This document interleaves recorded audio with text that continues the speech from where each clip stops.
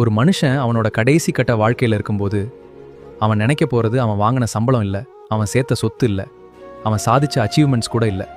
அவன் நினைக்கிறது ஒன்றே ஒன்று தான், நான் இன்னும் கொஞ்சம் நல்லா வாழ்ந்திருக்கலாமே அப்படின்னு ஒரு ரிக்ரெட் மட்டும்தான். ஆஸ்திரேலியாவில் உள்ள பிரானி வேர்னு ஒரு நர்ஸு வாழ்க்கையில் கடைசி கட்டத்தில் இருந்த நிறைய பேர்கிட்ட அவங்களால பேச முடிஞ்சுது.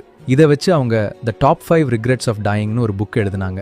அவங்க நர்ஸாக இருந்து கேட்கும்போது ஒரு 5 ரிக்ரெட்ஸ் மட்டும் காமனாக எல்லாருமே சொன்னாங்க.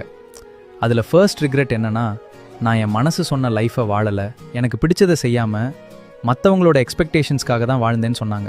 ரெண்டாவது ரிக்ரெட் என்னென்னா, நான் லவ் பண்ணவங்கக்கிட்ட என் லவ்வை சொல்லவே இல்லைன்னு சொன்னாங்க.